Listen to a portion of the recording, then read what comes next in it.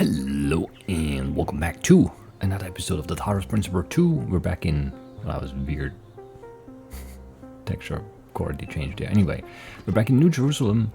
We're supposed to talk to Cornelius. Are we gonna do that right now? Maybe. Maybe I want to go and look at the... I don't want to progress the story right now, you know? I already talked to you, didn't I? Damien? Welcome back, 1K. Thanks again for signing that petition. No worries. Unfortunately, as you can see, it wasn't enough. What's going on? Yesterday, there was a sudden brownout in the grid, and we almost had a derailment. We've been warning the mayor for months, and all he ever gives us is waffle about the goal. This can't go on. I agree.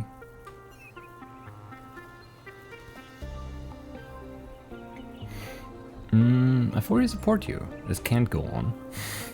Because the methods aren't wrong, they're protesting. That's like, you know, democracy, that's how this works. The city stability is such a, like a... No. I support you. Thank you. Your support means a lot to us. We need to get through to people. Yes. Did you hear Attal's speech? I heard it 15 times when he was practicing it. I think Attal, like many of us, feels that the time for change is long overdue. The technology you uncovered on the island is the final catalyst for that change, or it should be. I should go. I should go. Who are you? Can't talk to you. Shame.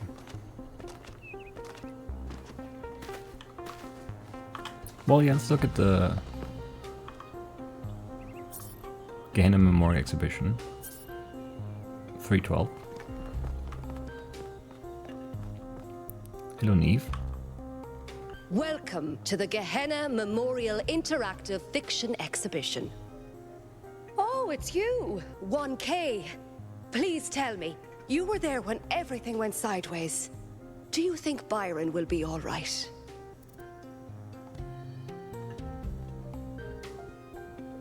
I don't know, his mind was stuck in a data stream overload. If you find him, he'll be fine. If you find him, he'll be fine. Oh, Byron, always getting into trouble. He's been like that for 1,000 years, you know. But losing him would be terrible. But anyway, you've come to take a well-deserved break from your expedition. Indeed. So let's talk about something else. Let's. What's Gehenna? I mean, I know, but maybe you don't. Gehenna was a place in the simulation. A prison where Elohim exiled the minds that didn't fit his plans. Yeah. In time, the prison became a community with a culture of its own. What happened to the people of Gehenna? They were uploaded, but let's see. In the very last moments of the simulation, Elohim realized what he'd done and sent his messenger Uriel to free the prisoners. They were uploaded to the gold disc, and their legacy is part of all of us. Yes, I did that. Why text adventures? Text adventures were one of the few art forms available to the people of Gehenna. By continuing to work in that medium, we keep their memory alive. How do you see the role of the artist in society? I don't think the role of the artist should be reduced to any single social function. The artist isn't an educator or a moralist. Art isn't about teaching us lessons or imparting values. It could be. Nor do I think it's simply self-expression. The best art reaches out beyond the self, into something ineffable. The creative impulse can't really be quantified or predicted. That's true. That's why artistic freedom is so profoundly essential. It is. Without the freedom to shock, to offend, to transgress, art becomes stagnant. That's true. Thank you. That's all. I think I like Neve. Anyway, let's see. Ghost of Atlantis. Written and designed by Corazon. A15. Dedicated to the people of Gehenna. Let's start. Gently, your ship touches down on the land that once was the Isle of Atlantis, which in the days before the waters receded lay deep under the Sea of Atlas.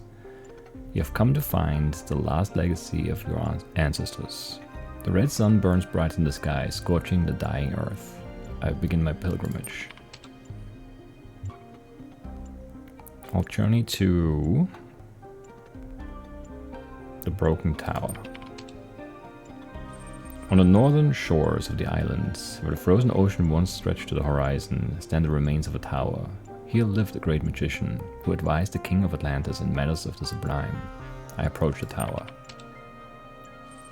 There's very little left of the once impressive structure. To anyone else, it would be a pile of rubber covered in black, dried-out moss. But you can see a glimpse of its past, of the craft that went into its making.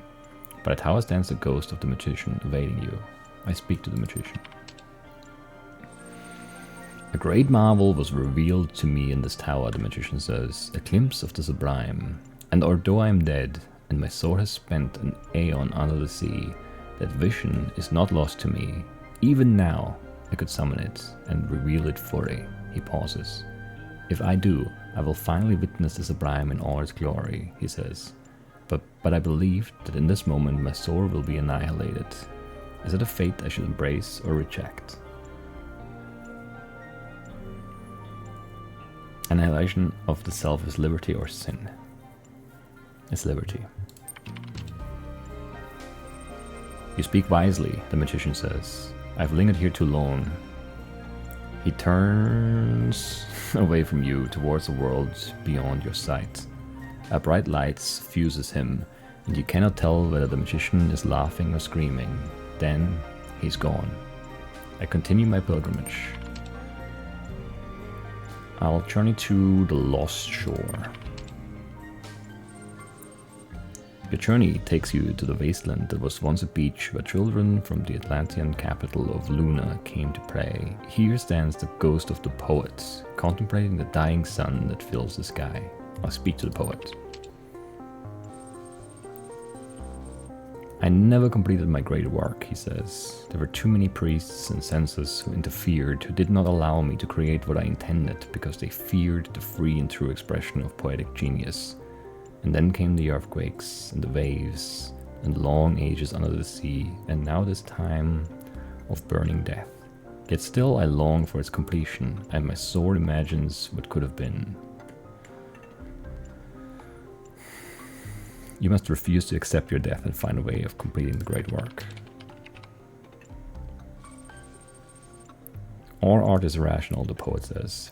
It is not the opposite of reason, but beyond reason, and so is defiance of death, even by the dead themselves. We are gone, we do not exist, and yet we refuse to surrender. Perhaps that is what is called faith. Ask the poet to join me. Yeah, sure, join me. Thank you. I have remained too long in this place, the poet says. I continue my pilgrimage. Let's go to the Temple of Serpents.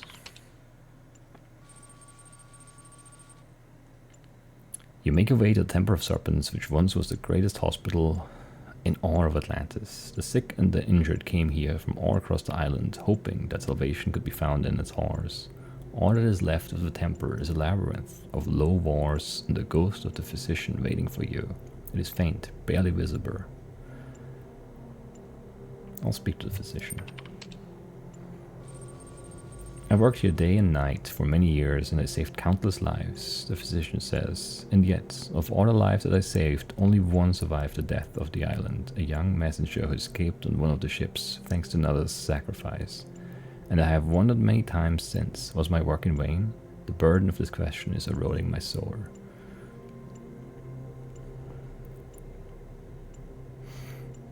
No, because death comes to all in the end. No, because that messenger is my ancestor. No, because he who saves one life saves all lives. No, because all lives are worth saving no matter the future. All things are in vain unless we choose to believe differently. No, because he who saves one life saves all lives. I've heard that saying, but it's not enough, the physician says. It is only a saying, and does not erase the weight of these tragedies, which I can no longer bear. Having spoken, he vanishes into oblivion. I continue my pilgrimage. I go to the Temple of the Hour now. The sun grows bigger and brighter. Time is running short. Your next stop is the Temple of the Hour, the greatest scientific institution of old Atlantis. Here, the ancients tried to understand the secret laws of the cosmos, although their studies did not advance far enough to prevent their fate. The ghost of the scientist awaits you in the ruins. I'll speak to the scientist. I have not rested in death, the scientist tells you. In fact, death has provided ample opportunity for study. I've learned much about the machinery of creation. He hesitates. I would like to join you, but I fear that the truth I have discovered will offend and outrage many. Tell him not to reveal the truth. Tell him that the time of such outrage is past. Tell him that the truth matters more than anything. Tell him that outrage should not prevent compassion.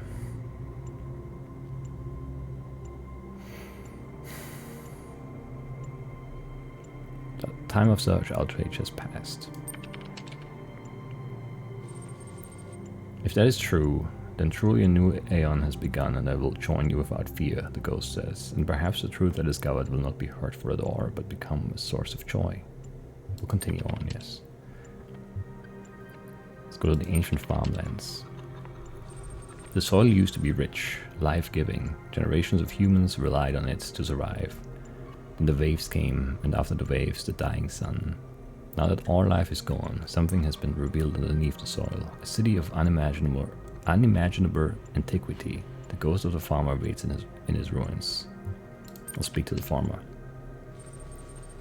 The city is older than the capital, the ghost tells you. It is older than Atlantis itself. When our most distant ancestors huddled in terror before thunder and lightning, the city was already old. And yet the city is not foreign to us. We too are its citizens. He looks directly at you, and there's a light in his eyes that is not of this world. Are you willing to swear fealty to this city across the boundaries of time and space?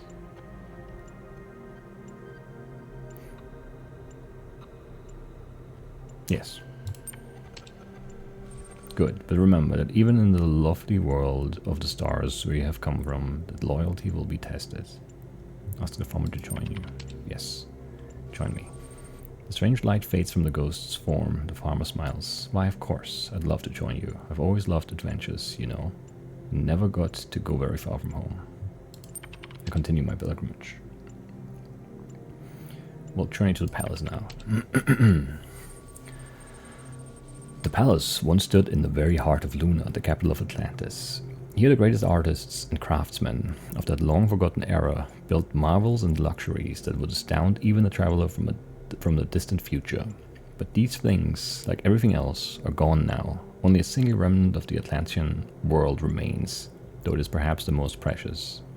A great mosaic telling the history of Atlantis, before it waits the ghost of the king. I'll speak to the king. I try to be a good man, the king says, to be kind, to balance justice with mercy, to honor the gods, to support the peasant and the scholar alike, and yet I failed. Why? You failed because you were immoral and Mother Earth punished you. You did not fail, we are here. All kings must fail, but it is not your fault that you were born a king. You failed because you put yourself above others and hoarded luxury. No, all kings must fail. The king considers your words. I hope that in the future you have built amongst the stars there are no kings, he says, and no servants either, but only free citizens. I ask the king to join me. The king lays his ghostly crown aside. I will join you, but only as a man. Let's look at the mosaic then. The mosaic is a work of superb beauty, a great work of history and humanity. In it you see reflected all the hardship, tragedy, hope, triumph and heartbreak of your ancestors. This is what you came to find. I retrieved the mosaic. You cannot retrieve the mosaic alone.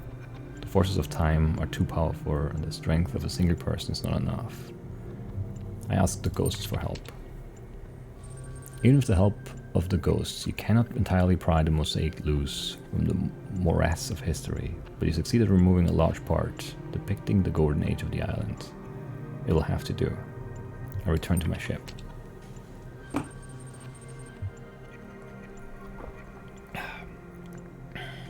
A strange, bittersweet feeling fills your heart as you return to your ship.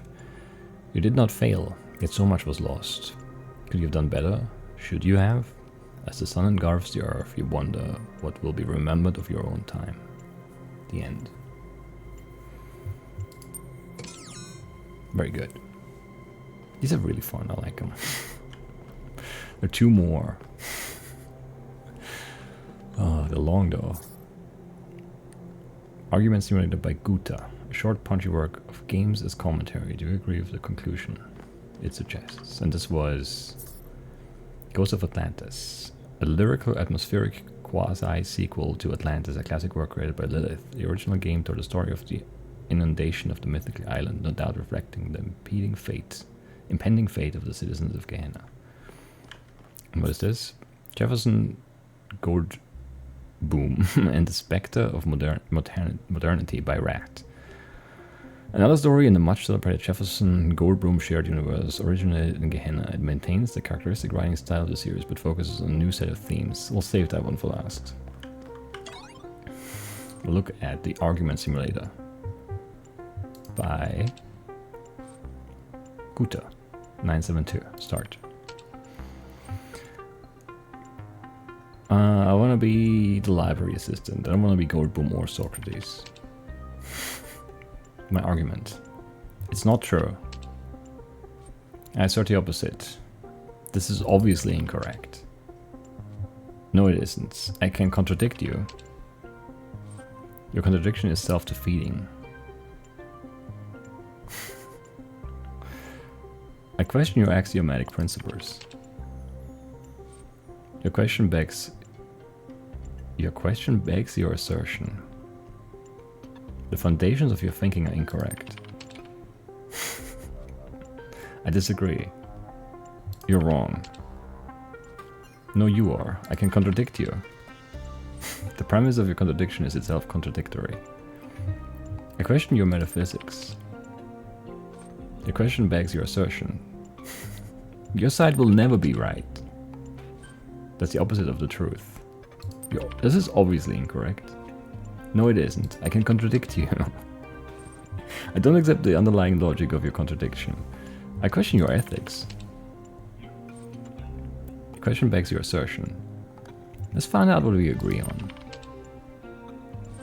Okay. It feels like a good idea for us to understand one another better.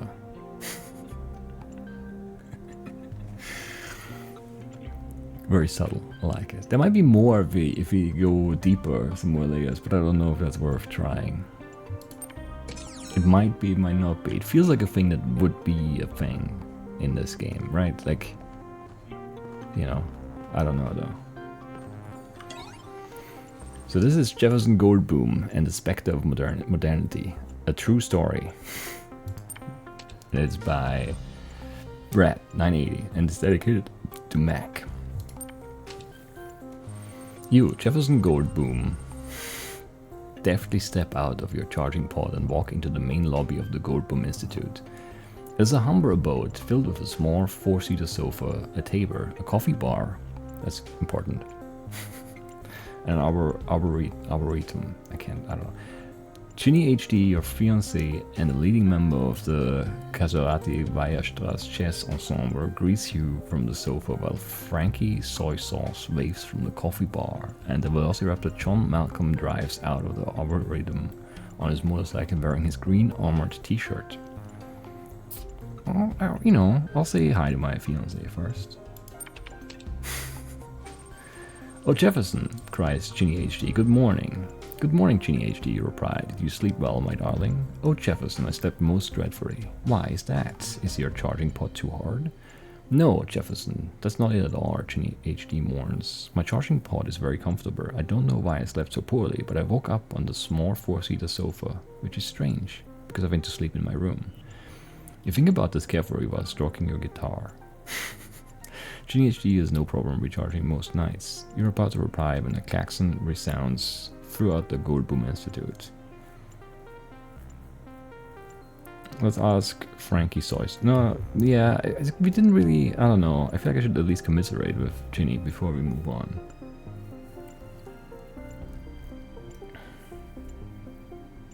And like John Malcolm is like driving out of, like he's gone. how could we ask him what's happening? Let's ask...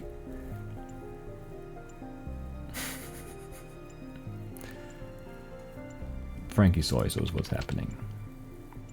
Sorry buddy, I can't hear you, Frankie drawls over the noise. It's the damn klaxon of doom. I know we shouldn't have set the volume to 11. If you want to ask me something, you should probably shut it off first. Frankie eloquently waves his coffee cup in the direction of the central computer terminal, which is conveniently located next to the coffee bar.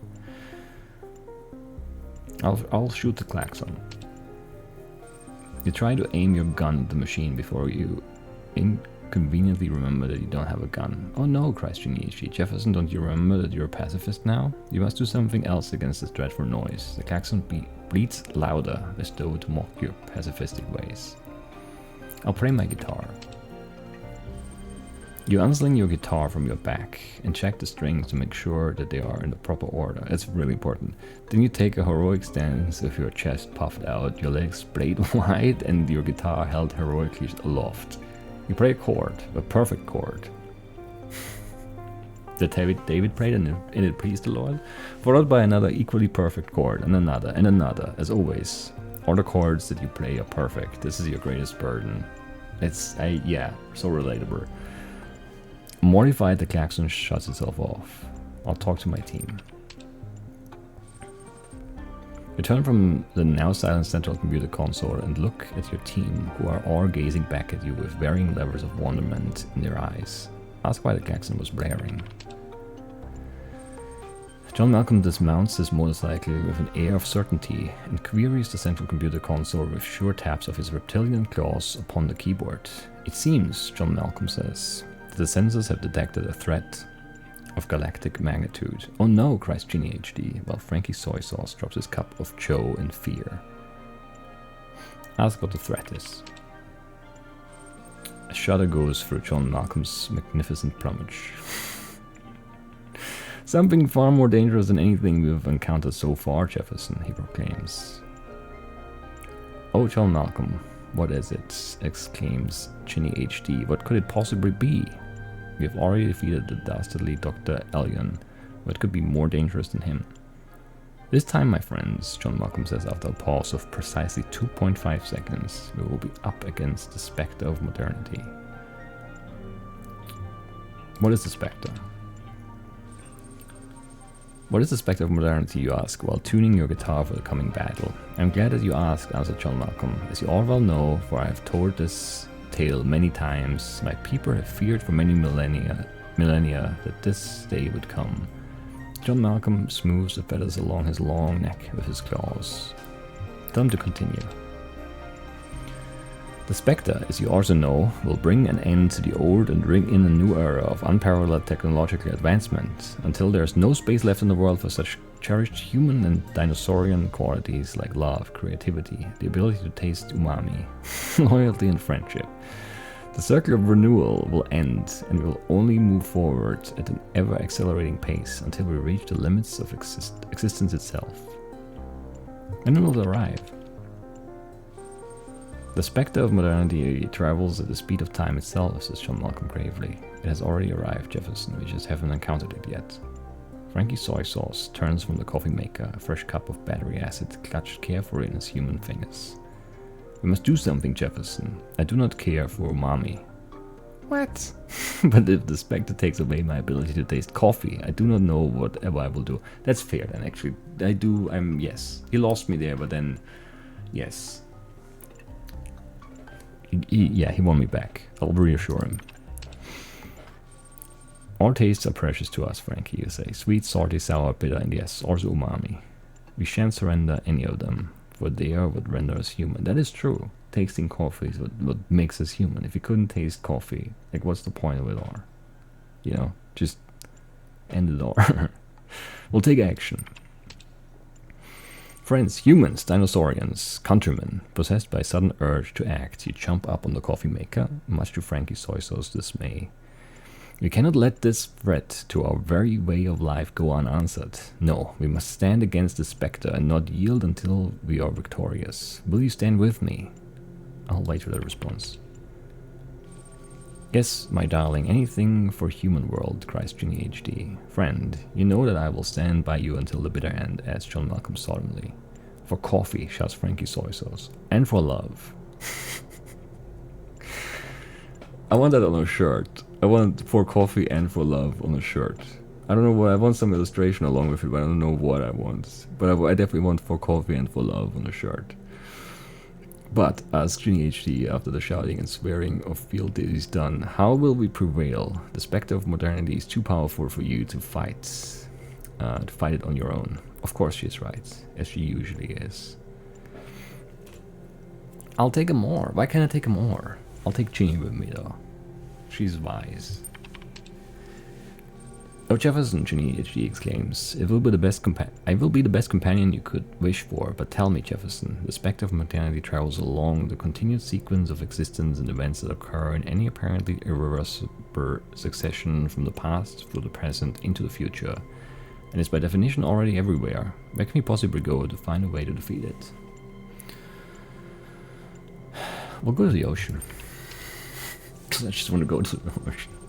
Ginny HD, despite admitting to some initial fatigue, walks swiftly towards the ocean. At the end, when you can smell the sodium chloride in the air, she is almost running.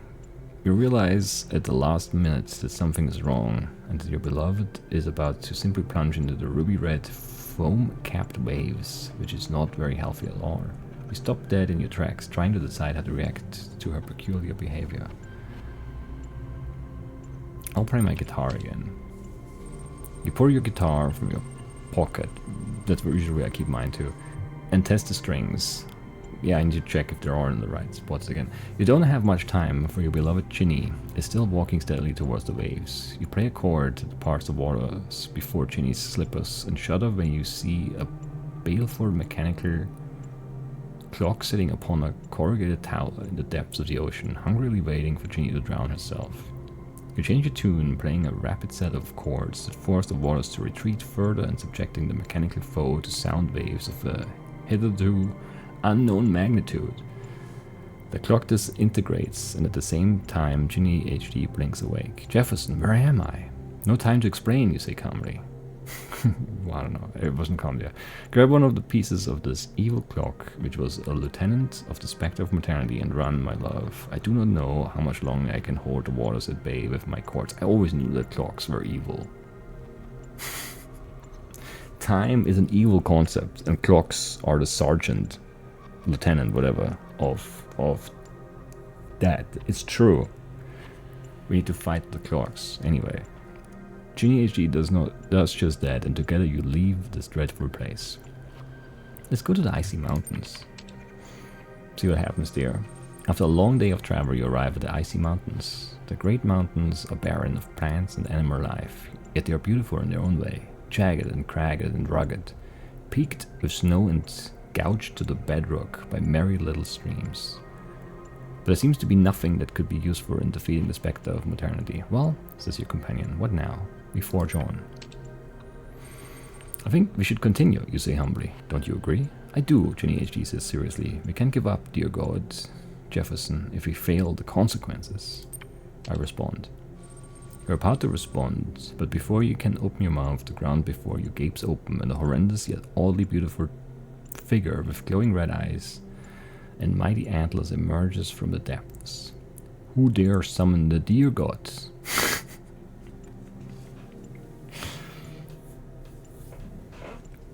Who dare summon the dear God? It howls in a voice echoing as if in a deep cavern. Attempt to explain the misunderstanding. As the dust settles, you see before you a mighty white stag with glowing red eyes and golden antlers. You tremble bodily and quake in your boots as the apparition gazes upon you. Who hath summoned me, the dear booms? What foolish mortal dares to disturb my slumber? O great antlered one, you say earnestly. Your awakening is not the result of intent, but of homophony. Homophony? Sounds weird this way. Anyway, the antlered creature cocks its head and its eyes flash menacingly, but it does not otherwise react. Ask for the dear God's help. We are on a quest to destroy the spectre of modernity, and we would ask for your help in our noble cause, and why would I help you, foolish mortal?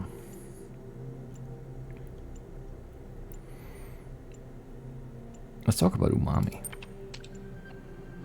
Because, you say, clashing your guitars sincerely to your chest. Because umami? The great antlered one blinks. Come again? Umami, one of the 5 basic tastes? The beast laughs, and it sounds like the mountains are trembling, the very ground rumbles underneath your feet. How foolish of you, Jefferson Goldboom, to think that a herbivore deity could care about the savory tastes. Taste, be gone, and don't come back here again, puny human. And with that, the deer god vanishes back into the ground. That's a... You know, I had to. Go and confront the spectre, sure. I had to talk about umami.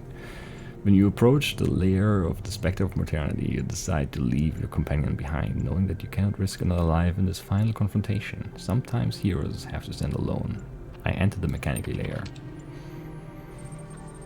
Inside the mechanical lair, the spectre of mortality waits for you, sitting translucently on a titanium throne. The spectre of mortality, you murmur through gritted teeth. We meet at last. You are mistaken, Professor Dr. Goldboom. The spectre of modernity says, we have met many times before. I'm your father and your mother. I request clarification. What do you think inspired you to add the power of electricity to your guitar? Who upgraded Ginny from SD to HD? Who indeed deciphered the mathematical secrets of the chords, that arcane knowledge upon which some of your greatest adventures depend? It was your ally all along, I was your ally all along, Jefferson. The foul wizard of crime has conspired to turn you against me. It was he who enchanted your klaxon. That actually makes a lot of sense, sorry. No biggie, says the spectre. Now let us defeat the wizard of crime together. Even now he conspires to steal all that you have accomplished with the power of his enchantments and that confuse the mind. Yes, let's go back to the Institute. You rush back to the Goldboom Institute, where you find the wizard of crime, taking advantage of the absence of your heroic friends, out seeking other ways to stop the spectre of modernity, to rifle through your belongings. He is surprised to see you. I see my scheme has failed. Curses! Were it not for that scheming spectre, I would have stolen all your wealth and added it to my ever-growing hoard. For that is my scheme, to steal and steal until the whole world is mine. And so you arrest the foul sorcerer instead of the development of human potential and become good friends with the spectre of modernity. Just call me Mo, the spectre says. I'm sure we'll have many wonderful adventures together. What a good text adventure that was. Those are so good. For coffee and for love. Let's go. Can I tell you that they're amazing? No, I can't. I want to tell everyone that those... Can I just review them in the social media feed? They're just so good. Oh, so good. Alright, we looked at all the cats. We looked at all the text adventures. I think it's time to talk to Cornelius now. Hey, Duya. How's it going? Garrus? Who are you? Good luck, 1K. I can read your names while you're moving. Athanasius and Doika. What numbers are you? 373. 121. Don't care. I'm looking for 91 still.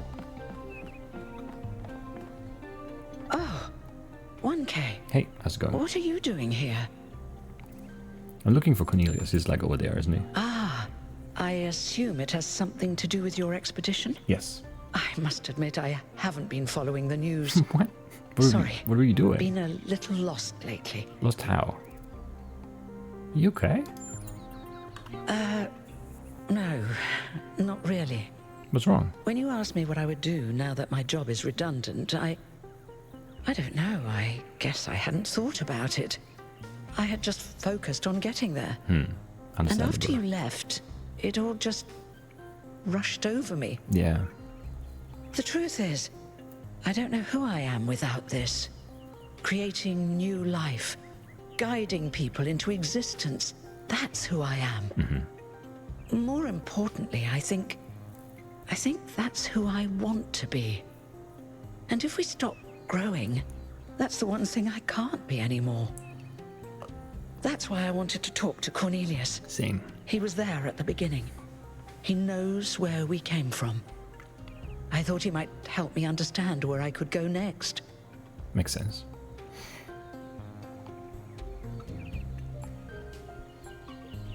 You shouldn't have to give up who you are. Thank you, 1K. I don't want to. I liked who I was. Who I still am. Yes. Now, you said you were looking for Cornelius? Yes. Yes, he seems to have been at the megastructure with Athena. Oh, that's... well, I suppose it shouldn't really come as a surprise. They were very close, you know. After she disappeared, he went away for a long time. Yeah. On a research expedition, he said. To be honest, everyone assumed he was working out his grief over being left behind. Many of the first companions were deeply shocked by her decision, particularly Byron.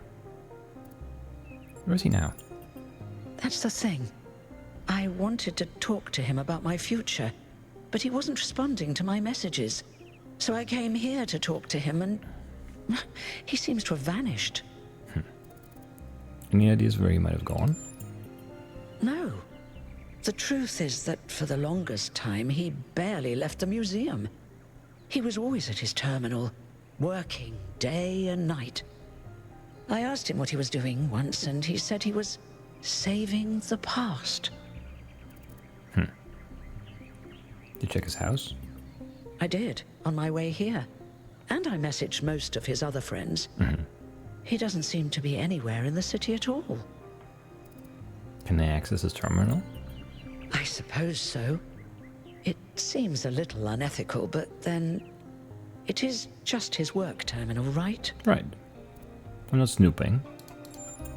Maybe a little. Good luck with everything, 1K. And thanks for taking the time to talk to me. Always. The first person I met.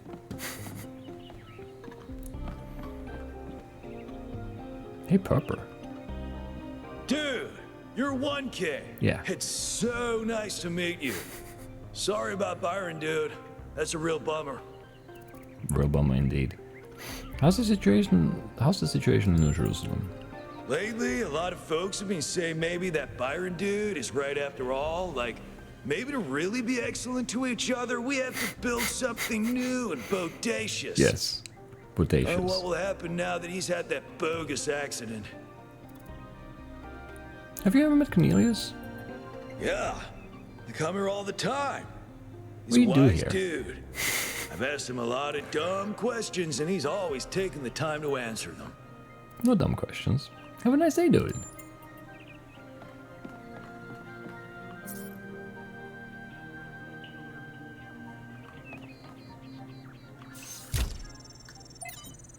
Notes.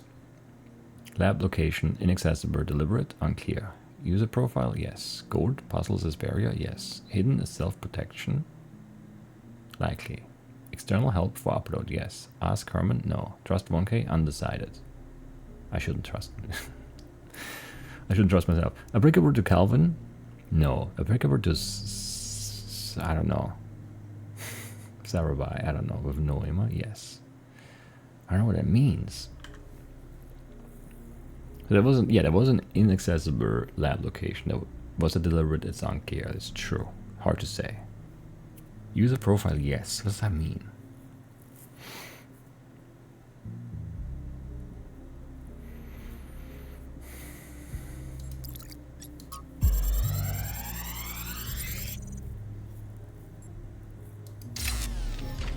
So this is what Cornelius was working on? Strange. It looks a bit like the blueprints for the Somnodrome, but no, it's not quite that. Is he trying to isolate something in the buffer?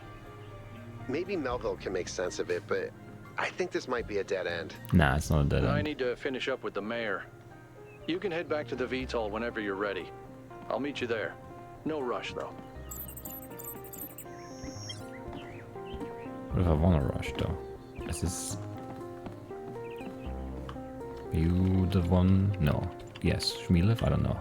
Maybe. Where's everyone?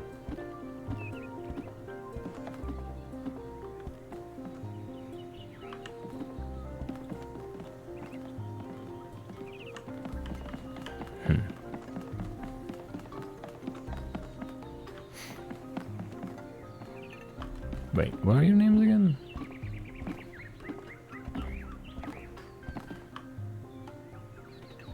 I don't know. Alvin. Need a chipmunk? Anyway.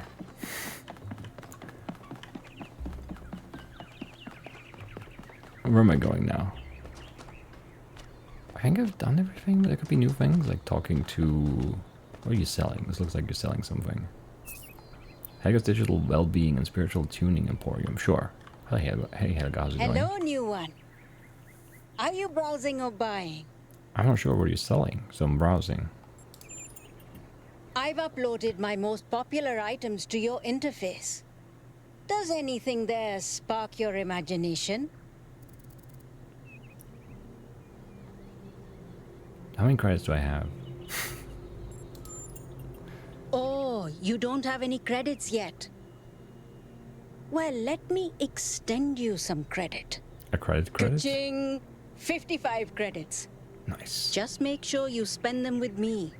They're not worth much anywhere else. Sure, makes sense. Now, what was it you wanted? I have 55, you said? I would like it in a piece, but that's pricey. I'll buy some internal monologue, please. That one comes with the following disclaimer. Internal monologue was discontinued as a default feature in new builds. Constant self-commentary is not recommended for all customers. But I can switch yours on for 10 credits if you're sure you want it. Yeah. As you wish. I'm uploading the new settings now. Do you hear anything? Why is she staring at me? I don't hear anything. I'm not sure this is working. Wait, no. This is new. I didn't used to think in words like this. It's like there's this little translator turning all my thoughts into some kind of ongoing narrative. It's kind of relentless. How do you make it stop? Do I just not think? I'll try that.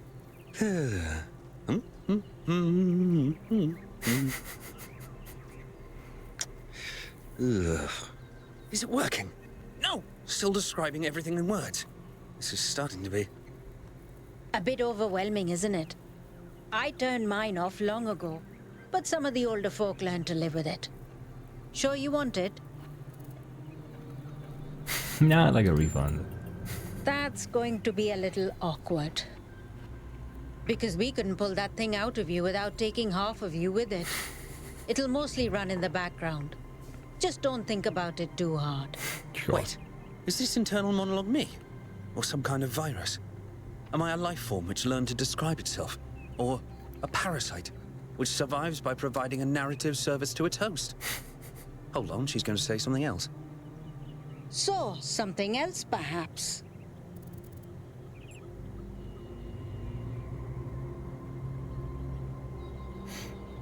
How much is a clean start?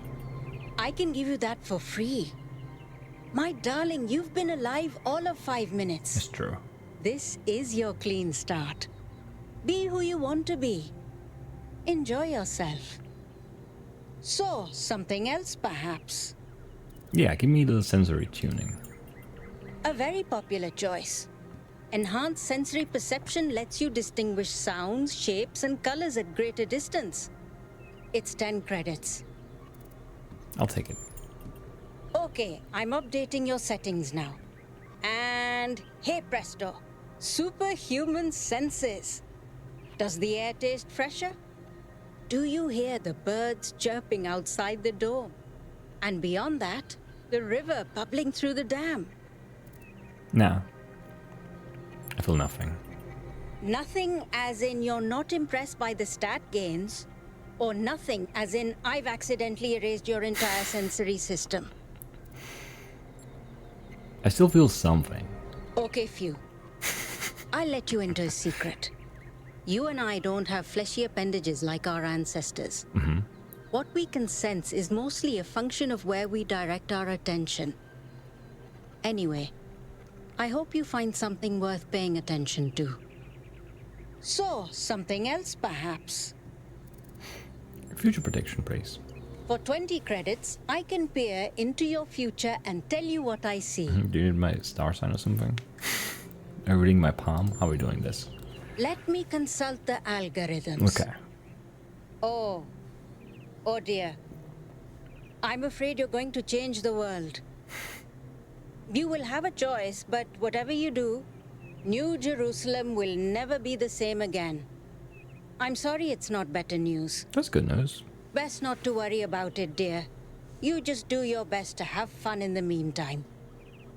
So, something else perhaps? I mean, I would like the inner peace.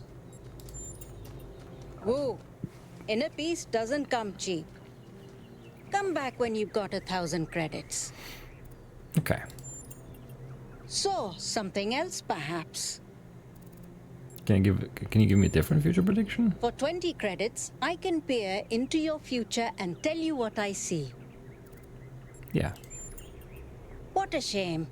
I don't think you've got enough credits for that. I hope you weren't keeping track. So, something else perhaps? No, I think that's all. Before you go, do you have a moment to participate in some customer feedback? Do I get some credits? Are you satisfied with what I've given you?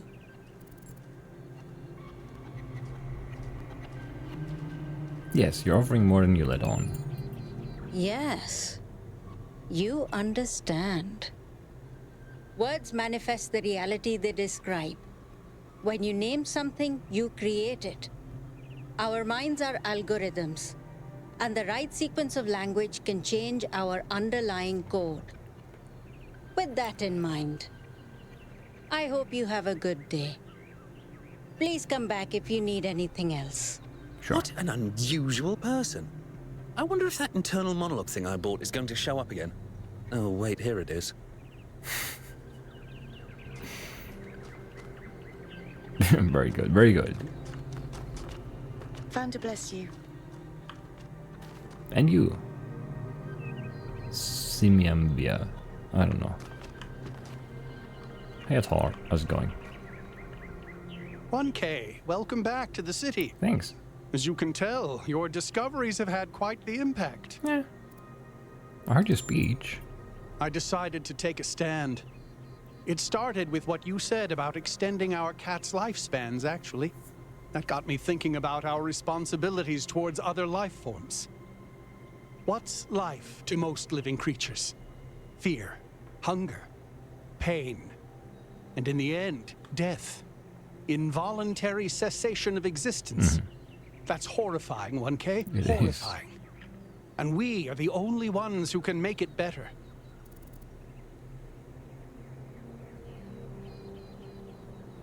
What exactly is our ethical duty in all this?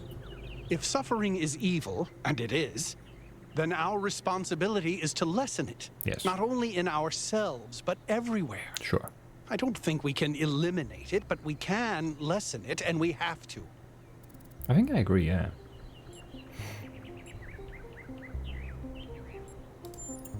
You're right. I'm glad. Please, when you get back to the island, make sure Byron's ideas aren't forgotten. Now we're getting him out there. People in New Jerusalem are starting to realize a different future is possible. Welcome. Welcome back. Thanks. See, I told you, it was Athena who sent Prometheus. How do you know it was Athena? Because she's the one who built the giant pyramids. Still the wrong name. Sure, but how do you know it wasn't Cornelius who sent Prometheus? Because Cornelius was here? And where did Prometheus appear? Come on. How do you know it wasn't Miranda? Maybe she got bored of waiting. I don't buy it. I think Athena is testing us. Why would she test us? To see if we can use those new technologies, like the body replication. If those new technologies are such a big deal, why is she putting them in puzzles? Because play is how we learn. Maybe she's trying to tell us the opposite. That it's all just childish stuff that doesn't really matter. The last power failure almost caused a derailment. It all matters. You're starting to sound like Byron. Saw how that turned out. They'll find him. Sure. Sure. I'll find him. Don't underestimate me. Can I...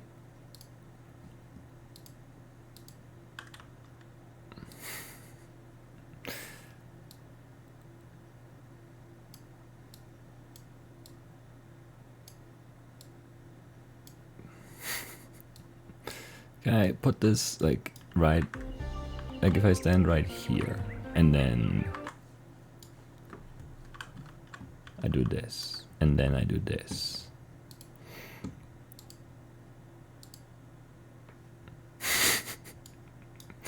And then I just kind of... Oh, that ruined it.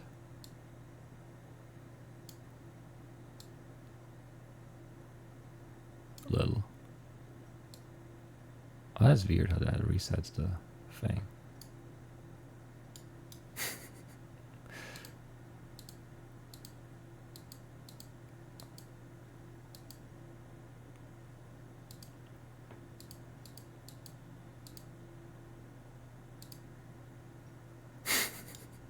I think this is the one I want.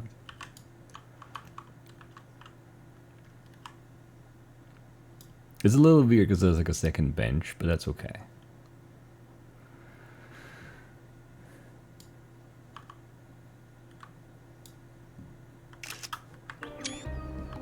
Perfect.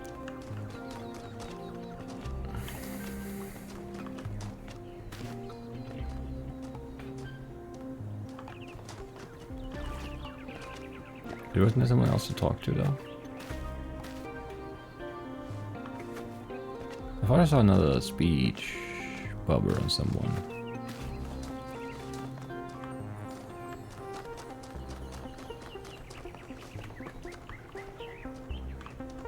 Maybe not. I don't want to miss out on anything. Not even just like a few lines of dialogue. Sorry, didn't mean to scare you, didn't see you. Welcome back. Thanks. I was gonna say you too, but you probably weren't anywhere else. Hello. Hey. How rude.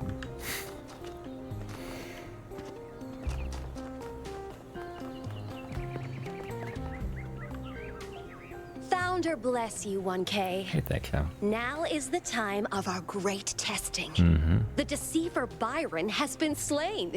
No. And we must turn away from the path of sin or suffer the same fate.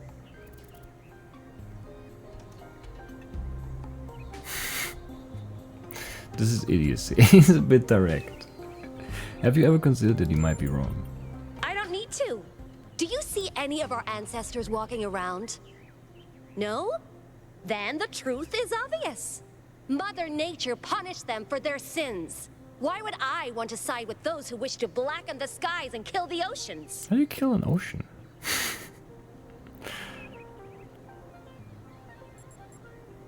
Nobody actually wants to do these things. We believe we can avoid them.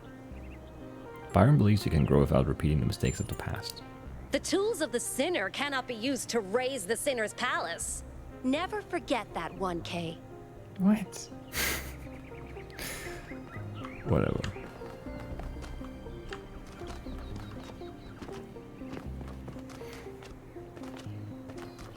Who's that? Who's that? Who's that?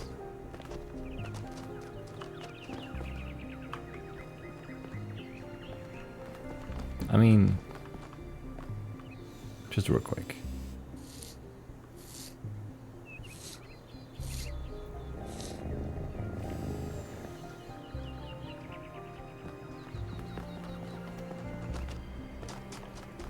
Let's not disturb that cat again, which makes me feel bad. Good luck, 1K. Thanks.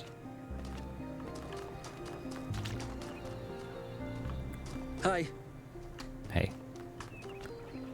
I haven't seen number 91 yet still. I think. We must listen to the wisdom of the ancient writers, or we will fail the Founder's trial. The megastructure must be rejected. Nah.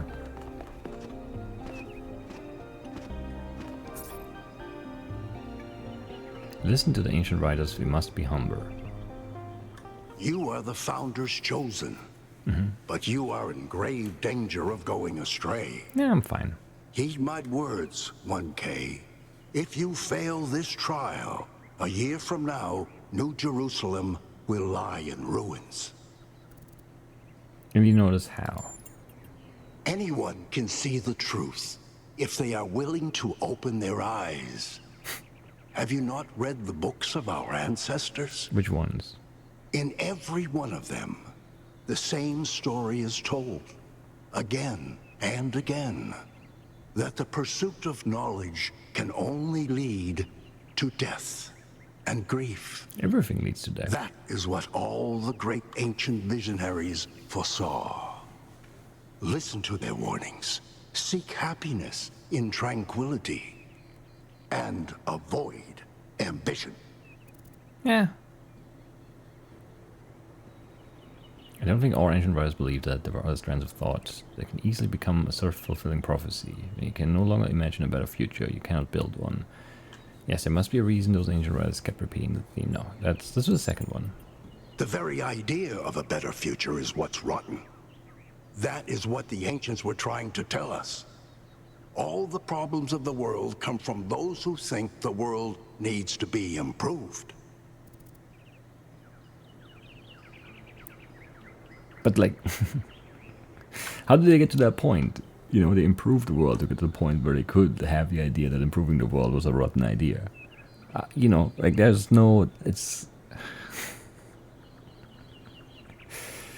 So we shouldn't even try to make things... I'm way too polite. I should call people idiots here. Progress is a fantasy.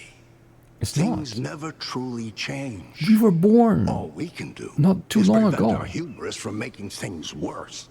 There were no people left. Everyone was dead. And then progress happened.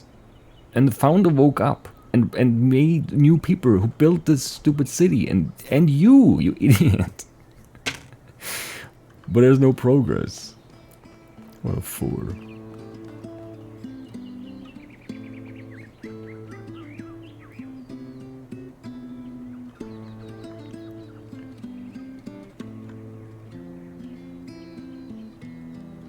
It's a nice song. It's a nice tune.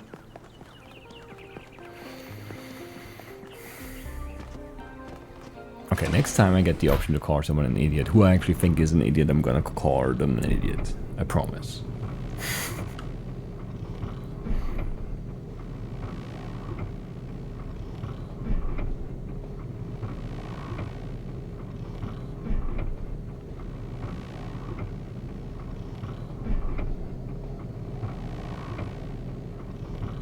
That's like my one like conceptual issue with everything conservative, I guess. Is always the idea that like right now we should stop. This is it. This is perfect. Because even, you know, like most people are willing to acknowledge that things are better now than they were 100 years ago. But like what did conservative people 100 years ago think? That things shouldn't change. That progress is going to make things worse. They were wrong. They were always wrong. Just always. Just forever. But now you think you're right. That we should stay put. That nothing should ever change again. Like, come on. Just...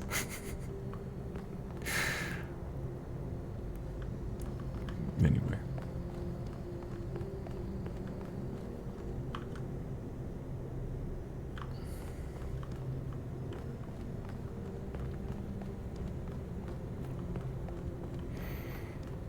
Anyway.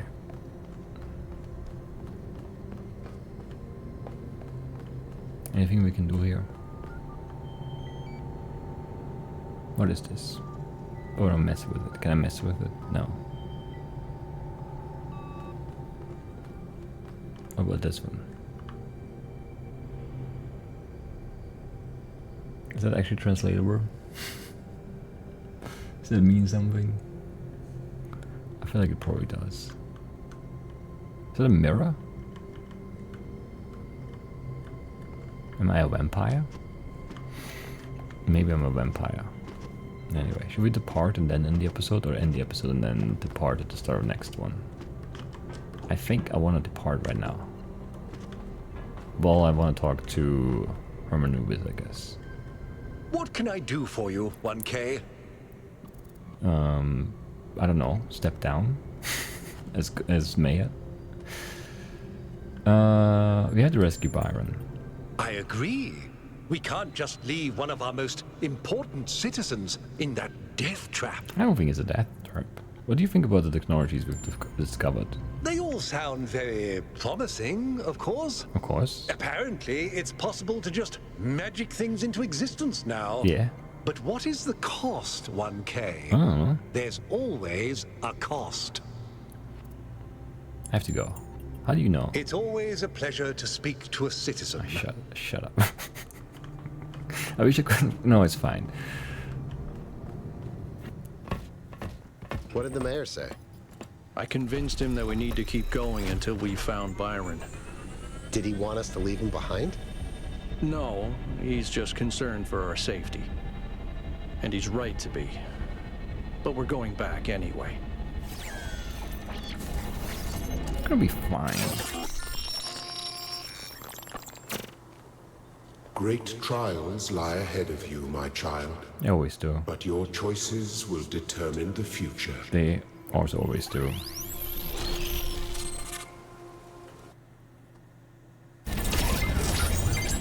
Melville? Are you receiving? Yep. Welcome back to the mysterious island, everyone. Thanks. How's the situation? Whatever Byron did seems to have sent the whole system into some kind of lockdown. I can't access any of the terminals, although I suspect 1K still could. Why would that be the case? When 1K connected to the data stream, the system assigned him a user profile. Oh, the rest of us are locked out, which means I'll need your help, 1K, because a lot of stuff doesn't seem to be working. Okay. Check it out and see what you can fix. But please remember, what matters most is finding Byron. Yeah, and like some artifacts of the past, and you know, collecting sprites, and all that stuff matters a lot as well. Secrets.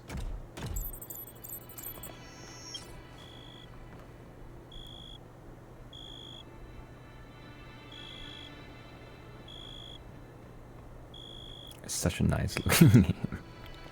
It's still like, just, you know, the city looks good, but then you come back out here and those, like, the backdrops look so, like, they are so seamless, you know?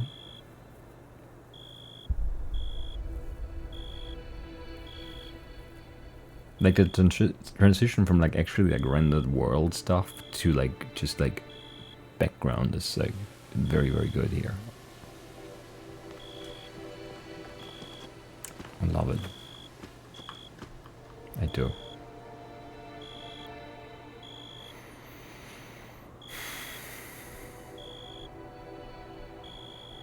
That looks a little borked, but otherwise it's very good looking. Anyway, yes. We'll solve some more puzzles next time, I assume. Because we have to activate some more towers in order to unlock the third side of the pyramid. You know, we did this one and that one, and now we do like, you know, this side, I assume. And then, because I see, you know, there's already a tower there to relay the laser. And yeah, that's it for today. Good progress. Those text adventures are really fun.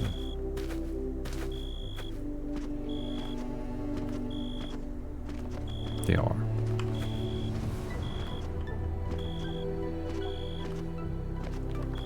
I kind of would like to go back and like replay them to see like different outcomes, but I don't know, like I also kind of believe in just like giving it one go and then that's what you get, right? Like, you know, that's just what, those were my choices, and then, you know, those were my consequences as well, right? Like,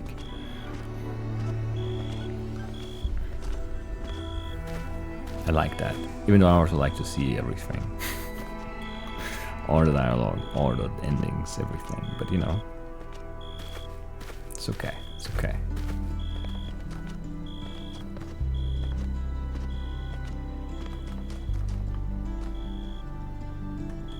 There's nothing going on this yet. Interesting. I'm confused as to how they work then. I thought they were all connected to the same thing.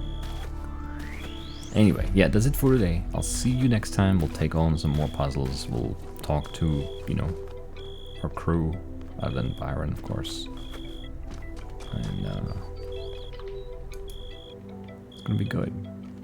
It's going to be fun. It's going to be excellent. And I'll see you then. Bye-bye.